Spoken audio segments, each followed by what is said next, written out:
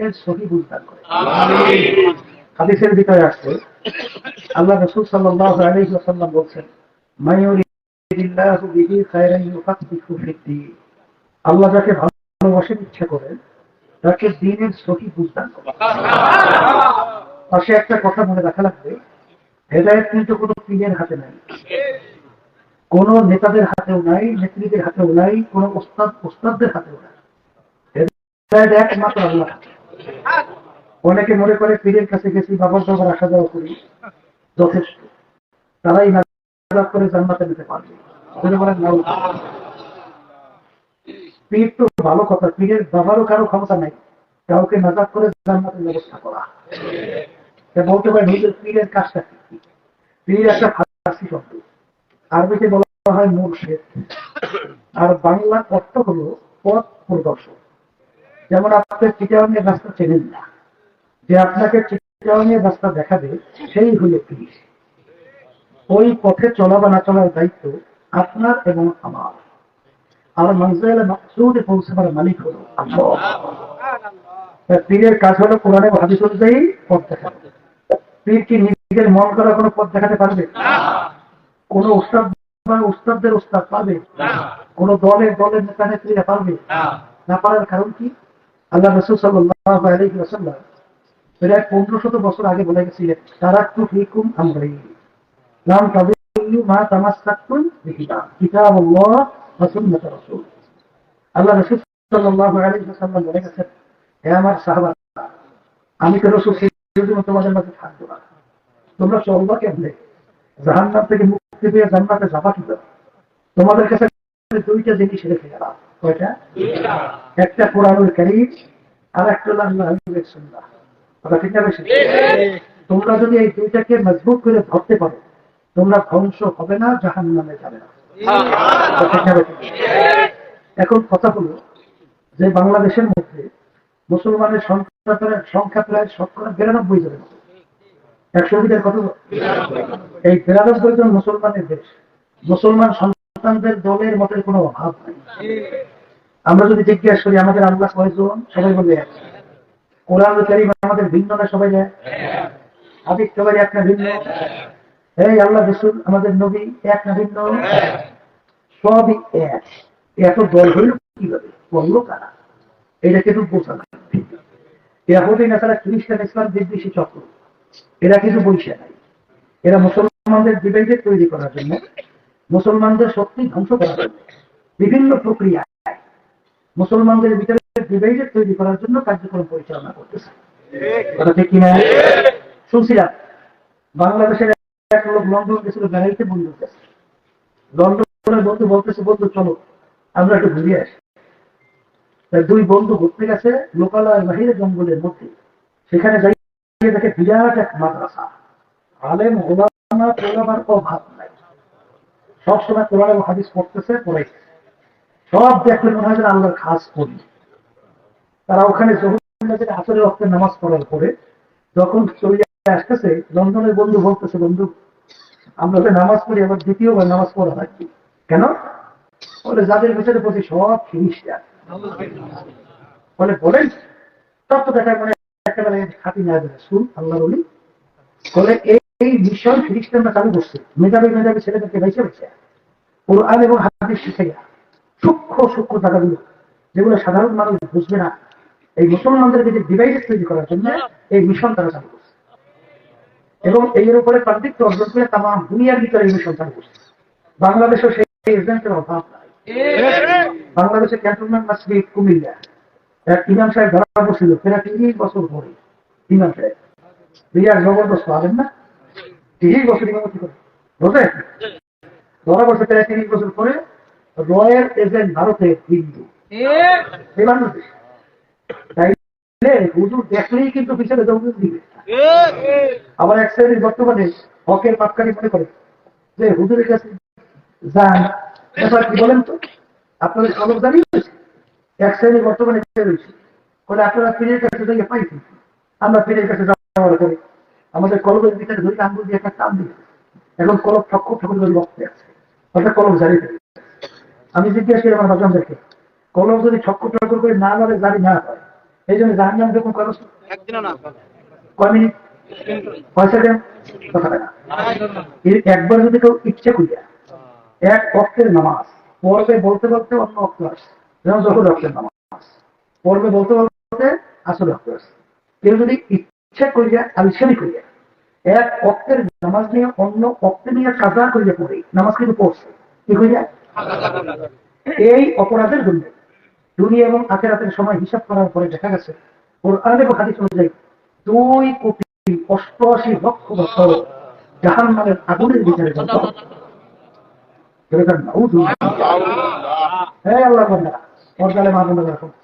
বলে হুজুরে বড় কামে বিশ্বপতি, বলে তাকে আমার আগে বাচ্চা কাচ্চা ছিল না, হুজুর কাছে যাওয়ার পরেই হুজুর দোয়া করে গেছে, এখন আমার বাচ্চা হয়েছে, এইটা হকের মাথা ঠিক আসতে পারে বিরাট আল্লাহ বলি না। আচ্ছা, বলে আমি আগে গরিব ছিলাম, হুজুরের কাছে যাওয়ার পরে এখন আমি ধনী হয়ে গেছি, আল্লাহ বলি না। হ্যাঁ, বিরাট মাত্রাটা হবে। বলে আমি আগে বিভিন্ন কেস কামারের ভিতরে জর্জরিত, বাবার কাছে যাওয়ার পরে আমার পীরের কাছে যাওয়ার পরে এখন আমার কেস কামারি সব থেকে মুক্তি দিচ্ছি, এটা হকের নমুনা না। শোনে, বলে আমি আগে রোগ ব্যাধি ভিতরে জর্জরিত ভুগতেছিলাম, এই বাবার কাছে যাওয়ার পরে চোখ দিয়ে নজর করছে, সঙ্গে সঙ্গে সব রোগ ভালো। এটা সামনা বলি না, ফেরাও না যে কই। হ্যাঁ, ইতিহাসের ভিতরে দেখা যায় ফেরাউনের বাড়ির দরজায় একটা গাছ ছিল, ওই গাছের পাতা কেউ যদি যে কোনো রোগে বিয়ে করে খাওয়ার সঙ্গে সঙ্গে ভালো। বিরাট আল্লাহর কুতুবদের ফেরাউনের কথায় নীলদরিয়ার পানি ভাষা দেওয়া হতো, নীলদরিয়ার পাশে গিয়ে বলতো জ্বর হোক, জ্বর কি ভাটি হোক, ভাটা করছে। বিরাট আল্লাহর নদীর পানির কথা শুন।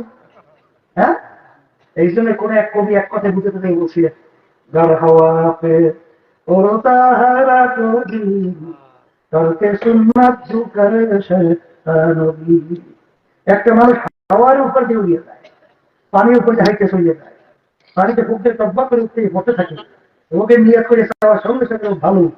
এই ওর ভিতরে যদি সুন্নাত না থাকে, ও আল্লাহর অলিত দূরের কথাবার্তা শয়তানের সাথে কথা বলেন না। রাজপুর গেছিলেন, ওখানে ল্যাংটা বাবার মাজার, বুঝছেন, হাজার হাজার মানুষ দৌড়ে নিয়ে, হাজার হাজার মানুষ পাগলের দৌড়ে নিয়ে ল্যাংটা বাবার মাজার কি পেয়েছে বলে বইতে না, বাবার ভিতরে মাল আছে, বাবার ভিতরে মাল ভরা, ওরে সর্বনাশ কি মাল আছে, যা মাল আছে সব পাইবি, ও সারা থেকে ল্যাংটা ওর মধ্যে মাল থাকুন সব পাইবি। এখন মাল পেটের মধ্যে দু মুস্তারা আছে, আছে কিছু। এই ওসি সাহেব ওই থানার আমার সঙ্গে দুপুরে খানা খাইতেছে, ওখানে কি হয় বলে হুল বললেন না, মনকে মন গাঁজা গাঁজা বলছে, ওই গাঁজা খাইলে ব্র্যান্ড বিক্রি হইতে থাকে, গাঁজার নৌকা বলে পাহাড় দিয়ে চলে, কি শুনছে নৌকা উপরতে চলে না পানিতে চলে, আর গাঁজা হলো নৌকা চলে বলে পাহাড়, এর অর্থ বলবেন না। অর্থাৎ গাঁজা খাওয়ার পর মাথা সাবান দিক নেয়, মাথা বিক্রি হইতে এই মন কেমন গাঁজা। হুজুর আর কি হয় বলে হুজুর আর যা হয় ও আলোচনা করা যায় না, বুঝলেন তো, সব বিরাট কিছু ঠিক না। আমার বন্ধনদেরকে বলো তাহলে মা বন্ধুকে বলো, এই আমার বন্ধন কবরে কোনো দলাদলি আছে, কবরে যদি কেউ পরিচয় দেন আমি সর্বনাশ করি আর লাগবে না, হ্যাঁ কোনো কাজ যদি বলেন কুমপুরের জয়পুর, আটরশি, রাজারবাগ, দেওয়ানবাগ, সুরেশ্বর, চন্দ্রপাড়া, মাইজবান্ডা, এই আমি ডিম ফিরল, তাহলে ডিম ফিরল পরিচয় চলবে না, তাহলে আমি আওয়ামী লীগ দেবো। এই দেখুন কবর একটা দানা কাছে কবরে যদি আওয়ামী লীগের পরিচয় দেবে ঘুষে ঘুষে কি চলবে না, হ্যাঁ কোনো মারামারি ঘুষে খেলা বলবে। এই আমি চৌধুরী বংশের তালুকদার, আমি কি, আমি মুফতি, আমি মহাদ্দিন, এর কোন পরিচয় কবরের সঙ্গে না। কবরের প্রশ্ন কিন্তু তিনটা, কয়টা? এই এক নম্বর মান রব্বুল্লাহ, দ্বিতীয় অমা দিলুকা, তিন নম্বর অমান হাবিবুল্লাহ। আল্লাহ হাবিবে দেখাই মান হাজার ভালো ব্যক্তি ছিল। এই তিন প্রশ্নের মধ্যে কেউ কি পাইছে? তুমি সর্বনাশ ছাড়ছি না বুলবুল হাজারপুর না অমুক এত মুখ না সম্মুখ, হ্যাঁ পীরের জন্য পরস্পর ভিন্ন নেয়, মুরিদের জন্য, ধনীর জন্য প্রেসিডেন্ট, রাস্তার ফকির, এই আল্লাহর বান্দা যখন বড় মেয়ার এই প্রেসিডেন্ট দুনিয়ার ভিতরে জন্মগ্রহণ করেছে, ল্যান্ড অবস্থায় না কাগজ এখন প্রেসিডেন্ট অমুক টমুক সম্মুখ, আবার খবর যখন রওনা করবে রাস্তার ফকির কেউ কাবু করে না, আর প্রেসিডেন্ট এই ইমাম সাহেব যখন জানাতে নামাজ পড়ে প্রেসিডেন্টের চাকরি করে না, রাস্তার ফকির কবর খুঁজবে প্রেসিডেন্ট হারে হাঁটা না সাড়ে দিক, রাস্তার ফকির আচ্ছা কবরে প্রশ্ন প্রেসিডেন্ট রাস্তার ফকির। আজকে দুনিয়াতে আসা অবস্থায় মাঝখানে ভাগ্যের বিনিময় কবরে যাওয়া এক, কিয়ামতের মাঝে অনেক ফকির আল্লাহর আর অনেক বাচ্চা কিয়ামতের ময়দানে ফকির, মানে কথা ঠিক, অনেক মুরিদ পার পাইয়া জান্নাতে চলে যাবে, অনেক পীর ধরা খেয়ে যাবে, আল্লাহ আমাদের সবাইকে মাফ করবে, অনেক বড়মেরা ধরা খাবে, অনেক ছোটরা নাজাত পেয়ে জান্নাতে যাবে, মানে কথা ঠিক। যারা মনে করেন পীরের কাছে গেছি বাবার কাছে গেছি নাজাত পেয়ে জান্নাতের ব্যবস্থাই করে, আমার এক শ্রেণী বর্তমানে বেড়েছে বাংলাদেশে আছে, আমরা কিন্তু সব জানি বলে সারা বাংলাদেশ ঘুরি ঘটনা হইতে অনেকই জানি, তাই না? একজন ভাই চেক করে তোকে পুলিশ করছে যদি ভেরিস্টি নাম রাখতে পারি আমি কেমন তো ভালো কথা, ভালো কোনো ক্ষমতা, হ্যাঁ যদি ক্ষমতা থাকতে আল্লাহ রাসূল সাল্লাল্লাহু আলাইহি ওয়াসাল্লাম তার চেয়ে বড় পীর বলি কাউ শুধু দুনিয়া থেকে আসবে কোনোদিন? আল্লাহ রাসূল সাল্লাল্লাহু আলাইহি ওয়াসাল্লাম দুনিয়ায় থাকা অবস্থায় তার কলিজার টুকরা সন্তান ফাতেমা রাদিয়াল্লাহু তাআলা আনহা তাকে ইঙ্গিত করে বলছিলেন, ইয়া ফাতেমা তুনকি নাফসাকি মিনান নার, হে ফাতেমা দুনিয়ায় থাকা অবস্থায় নিজে আমল করো জাহান্নামের আগুন থেকে বাঁচো, এরপরে অন্ধকার কবরে যাও। ফাতেমা যদি কবরে এই পরিচয় দেয় আমি আখিরি জামানার নবী যে আল্লাহ রাসূল সাল্লাল্লাহু আলাইহি ওয়াসাল্লাম বলেন ফাতেমা রে এই পরিচয় কবরে কোনো কাজ হবে না। আল্লাহ রাসূল সাল্লাল্লাহু আলাইহি ওয়াসাল্লাম যদি কবরে তার মাথাতে কোনো গ্যারান্টি দিতে না পারে তার মেয়ে এমন কোন পীর আছে, এমন কোন দল আছে, কোন দলের নেতারে পীর আছে, এমন কোন ওস্তাদ আছে যে আপনাকে আমাকে জান্নাতের ব্যবস্থা করতে পারবে? এটা মুখ খুলে বলেন পারবে? যদি নাই করে আমার বাজানদেরকে বলবো পর্দারে মা বোনরা যারা শুনতেছে আমি বুঝের জন্য কুরআনুল কারীমের শুরুর আয়াত তেলাওয়াত করছি, কথা ঠিক আছে? ঠিক শোনেন, এই কুরআনুল কারীম নাযিল হয়েছে কয় বছর?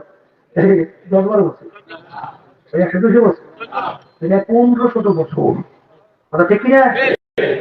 এই আল্লাহ বান্দারা যারা মানুষ তারা কিন্তু বুঝবে, আর মানুষের সুরাতে আবু জাহাল উতবা সাহেবা আবুলা ফেরাউন মার্কা এরা কিন্তু বুঝবে না, বুঝবে? এরা বুঝছিল?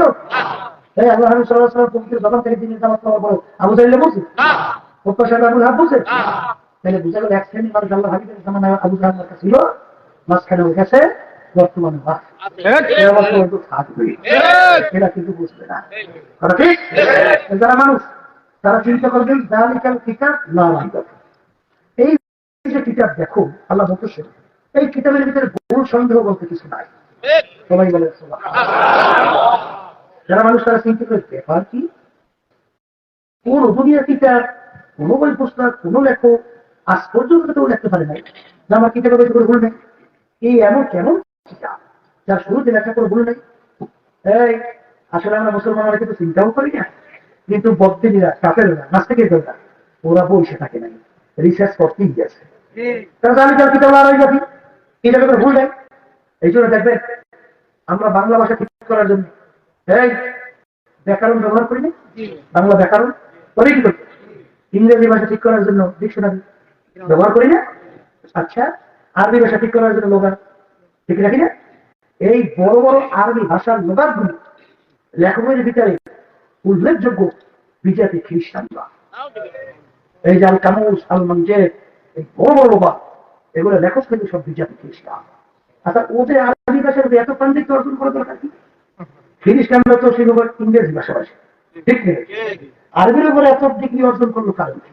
ওই যে কোরআনুল কারীমের ভিতরে আছে যালিকাল কিতাব লা রাইবা ফীহ, এই যে কিতাব দেখো কোনো ভুল সন্দেহ নাই, ভুল বের করা যায় কিনা, তাহলে আরবি না শিখে ভুল বের করবে বলে ঠিক না ঠিক? শোনেন, কানাডার রাজধানী টরন্টো আছে না, সেখানে ইউনিভার্সিটির প্রফেসর, গণিত এবং যুক্তি শাস্ত্রের উপরে প্রফেসর এবং বাইবেলের উপরে খ্রিস্টান পাণ্ডিত্য অর্জন করছে এবং তাদের ধর্মীয় ধর্মটা কথা বোঝেন এই পাণ্ডিত্য। তার সঙ্গে মুসলমানদের একজন পণ্ডিত আহমদ দিদার, নাম শুনছেন? আহমদ দিদারের সঙ্গে কোরআন এবং বাইবেল ডিবেট হয় যে কোরআন ঠিক না বাইবেল ঠিক। এখন চ্যালেঞ্জ হয়েছে, আহমদ দিদার প্রমাণ করবে কোরআন ঠিক, বাইবেল এখন চলবে না, ওনার হুকুম কি হয়ে গেছে। আচ্ছা, এক পর্যায়ে ওই কেরি মিলার, ওই যে প্রফেসর, তিনি কোরআন কারীমকে বিশ্বাস করা শুরু করছেন, ভুল বের করবে। তার ধারণা ছিল যে কোরআন কারীম নাযিল হয়েছে প্রায় 1500 বছর হয়ে গেছে। তাহলে 1500 বছর আগে কোন বিজ্ঞান ছিল না, এই কোন বৈজ্ঞানিকের আবিষ্কার ছিল, কোন আধুনিকতা ছিল, মোবাইল, ইন্টারনেট, ফেসবুক, স্যাটেলাইট কিছু ছিল? তাইলে কোরআন কারীম নাযিল হয়েছে অন্ধকার। তাহলে কোরআন কারীমের সঙ্গে বর্তমানে বিজ্ঞানের সঙ্গে ওখানে টক্কর লাগবে, অর্থাৎ কোরআন এবং বিজ্ঞান মিলবে না, ভুল বের করা যাবে, এটা তার আত্মবিশ্বাস। 1500 বছর আগে তাই তিনি কোরআনের জন্য বিশ্বাস করতে দিয়ে প্রথম কোরআন কারীমে আয়াত তেলাওয়াত করে আলিফ লাম মিম যালিকাল কিতাব লা রাইবা, এইটা পড়ার পরে তিনি হতভম্ব হয়ে গেছে, শরীরে কম্পন শুরু হয়ে গেছে, হঠাৎ করে কাঁপ শুরু হয়ে গেছে। যে দুনিয়ার সৃষ্টির পরে আজ পর্যন্ত যত লেখক, যত লেখছে, যত আবিষ্কার করছে, যত বৈজ্ঞানিক থিওরি দিচ্ছে, যত দার্শনিক দর্শন দিচ্ছে, কিন্তু আজ পর্যন্ত দুনিয়া সৃষ্টির পরে তার দর্শনের মধ্যে, তার আবিষ্কারের মধ্যে, তার লেখনের মধ্যে কেউ সাহস পায় নাই, বলতে পারে না আমার লেখনীতে কোন ভুল নাই। আপনাদের জানা আছে দুনিয়া এরকম কেউ চ্যালেঞ্জ করতে পারছে আছে? দুনিয়া সৃষ্টির পরে নাই। তাই কোরআন থেকে কেমন কিতাব যে শুরুতেই চ্যালেঞ্জ করে বসছে কোনো ভুল নেই। তিনি চিন্তা করলেন, আচ্ছা ব্যাপারটা দেখি তো। তিনি সামনে যখন রিসার্চ শুরু করলেন, রিসার্চ করতে যায় আর কোরআন কারীম উল্টা তাকে প্রশ্ন ছুঁয়ে দেয় যে এই যে কিতাব দেখো, এই কিতাবের গুরু পাবি যে তালাশ করবে এখান থেকে ঘাট ঘুরে চলে যেত। এরপরে তিনি চিন্তা করলেন ব্যাপার, যত রিসার্চ করে ততই রহস্য বাড়ে, বাড়তে বাড়তে এক পর্যায়ে তিনি দেখেন খ্রিস্টানদের নবী ঈসা আলাইহিস সালাম, ঠিক না, এই কোরআন কারীম নাযিল হয়েছে কেন? তাহলে কোরআন কারীম যদি মুহাম্মদ নিজে দেখে, তাহলে তার নিজের গুণ কীর্তন, তার নিজের বংশের গুণ কীর্তন এবং তার এই বিভিন্ন বাচ্চা কাছে সহ গুণ কীর্তন এগুলো আসবে না বেশি। কিন্তু সারা কোরআনের ভিতরে তালাশ করে দেখে যে সেই কোরআন কারীমের ভিতরে ঈসা আলাইহিস সালাম এবং মারিয়াম আলাইহিস সালামের নাম আছে প্রায় 34 বারের। আর সেখানে কোরআন কারীমের শুধু আল্লাহ হাবিব মুহাম্মদ রাসূলুল্লাহ সাল্লাল্লাহু আলাইহি ওয়াসাল্লাম মাত্র 4 বার। কি ব্যাপার যে এই অন্য ধর্মের কিতাব, তার ভিতরে আমাদের নবীর প্রশংসা ঘটনা নাকি আরো তিনি হতভম্ব, আরো আশ্চর্য। এরপরে তিনি দেখেন যে তাদের সম্মানিতা মারিয়াম আলাইহিস সালাম, তার নামে কোরআন কারীমের একটা সূরাই নাযিল হয়েছে। সুবহানাল্লাহ, আরো আশ্চর্য। এরপরে তিনি রিসার্চ করতে করতে দেখেন, বিজ্ঞানের সঙ্গে মিলিয়ে দেখেন বিজ্ঞানের সঙ্গে কোরআন কারীমের কোনো টক্কর নেই। যেখানে রিসার্চ করে, যেখানে কোরআন কারীম যা বসে বিজ্ঞান 100% মিলে যায়। কোরআন কারীম নাযিল হয়েছে কি আরবের জমিনে না? কথা কথা, আরবের জমিনে আশেপাশে কোনো পানি আছে? হ্যাঁ, সব মরুভূমি, বালি পাথর। তালাশ করে সেখানে কোনো পানি পায়? আল্লাহ রাসূল সাল্লাল্লাহু আলাইহি ওয়াসাল্লাম কোনোদিন সমুদ্র দেখছে? কথা কথা। তাহলে কোরআন কারীমের সমুদ্র সম্পর্কে আলোচনা আসছে না? আসতে পারে, আছে আছে। মারাজাল বাহরাইনি ইয়ালতাকিয়ান বাইনাহুমা বারযাখুন লা ইয়াবগিয়ান আবিয়ানা। এখন ওই বৈজ্ঞানিকরা যখন সমুদ্র নিয়ে রিসার্চ করে দেখে কোরআন কারীমের সমুদ্র সম্পর্কে যে আলোচনা আসছে 100% সব মিলে যায়। সমুদ্র সম্পর্কে রিসার্চ করে দেখে কোরআন কারীম যা বলছে পুরো 100% মিলে যায়। দুনিয়ার সমস্ত মাখলুকাতের কথা কোরআন কারীমে যা আছে 100% মিলে যায়। আল্লাহ বলছেন, আমি দুনিয়ার ভিতরে যা সৃষ্টি করছি সব জোড়ায় জোড়ায়। কথা এই জোড়ায় জোড়ায় সব আমরা বলবো, আমরা পান খাই না, পানির ভিতরে আমরা জোড়া নেই। একদিন আমাকে একজন বলতে হুজুর কোন পানটা স্বাদ লাগে জানেন? বলে না, কাছে বলে হুজুর পানির ভিতরে ঘিরি আছে না, ঘিরি না কি করে ওই যা ঠিক করে কি করে ঠিক ওই শীত আইসে দেখে গোড়ায় গোড়ায় পুরো মিলে যায়। ওই বার না সাপলা। কারণ কি বলে হুজুর যেই ঘোড়ায় করে মিলে যায় ওই ছেলে মহিলা পায়, আর হুজুর যেই ঘোড়া করে মিলে না ওইটা পুরুষ পায়। কি বাঙালির ভিতরেও কি আছে না? এই আল্লাহর কথা। আমি রাস্তা দিয়ে যাইছি, দেখি ধান খেতের ভিতরে কিছু ধান উঁচা আর কিছু ধান ছোট, মানে বড় আছে। আমি জিজ্ঞেস করি এটা পাচ্ছি, কিছু ধান বড় দেখা যায়, কিছু ছোট দেখা যায়। বলে হুজুর ওই বড় ধান গুলো পুরুষ আর ছোট ধান গুলো মহিলা। তার ভিতরে কি আছে? আসতে পারে।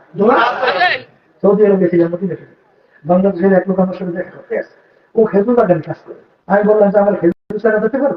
বলে হুজুর আজুয়া খেজুর। বলে হুজুর দিতে পারো। ঠিক আছে, ও খেজুরের চারা প্যাকেট নিয়ে আমার জন্য নিয়ে আসে। ওই সরকারি কবরস্থানের বুকে দেখছে, ওই লাগাইছি, ওই হয়েছে কিছু গাছ। তাই বলতে হুজুর হ্যাঁ ওইটা হলে কিন্তু পড়া গান লাগবে, কিসের কোনো গান করে পুরুষ গাছে গুড়িয়ে নাহলে খেজুর বাবা সেটারও কি আছে? রিসার্চ করার পরে এক পর্যায়ে ওই যে কেলি মিলন খ্রিস্টানদের যে পান্ডিক বাইবেলের উপরে দক্ষতা অর্জন করছে পাদ্রী বলা হয়, তিনি এই ঘটনা দেখার পরে রিসার্চ করার পরে নিজে কালী নগরী মুসলিম করেন।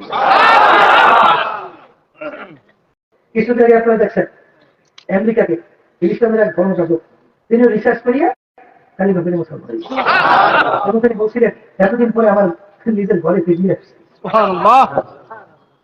আমার বাজানদেরকে বলবো যারা একটা ইংরেজি বাংলা বইয়া দুনিয়ামুখী রাজনৈতিক দলের সাথে ক্ষমতা পাইয়া সম্পদ এবং টাকার গরমে ক্ষমতার গরমে সম্মানের গরমে যারা বাবাকে সরাগান মনে করেন না, আমি সেই বাজানদেরকে বলবো দুনিয়া কিন্তু খবর স্থায়ী, অল্প করে ফিরাউনের ইতিহাস পড়েন, এত বড় শত্রু বলি ছেলের সন্ধানগুলো ধরে ধরে সবাই কেউ বলার কোনো ক্ষমতা না। কিন্তু যখন ঠিক হায়াতের বেলা শেষ আমার মালিক নদীর ভিতরে লাইয়া সাবদারদের ইতিহাস আমার মালিকের সঙ্গে চ্যালেঞ্জ করছে, ও বেশ তো বানাইছে ওর নিজের বেশ, আল্লাহ বেশ তো যাইবে না ঠিক বেশ তো কমপ্লিট বলে বলে দেখার জন্য গিয়েছে, ওদিকে মালিক হায়াত তো শেষ করে বুঝে দিচ্ছে জায়গা দেখে বেশ বুড়ো যাবে বুড়ো ডাকে না তাই না, বড় লোক গরিব লোক দেখে শরীরে কি করে না বুড়ো ডাক দিয়ে বলে ও সাবধান আমি আজরাইল আছি শক্ত করে কাজ শুরু হয়ে গেছে, আজরাইল বড় শক্ত করে বেশ একটা নজর দেখা সুযোগ ওরে খুবই আমার মালিকের দেওয়া নেই না চক্ষু দিয়ে দেখছো এই যারা দল করে নেতাদের পিছনে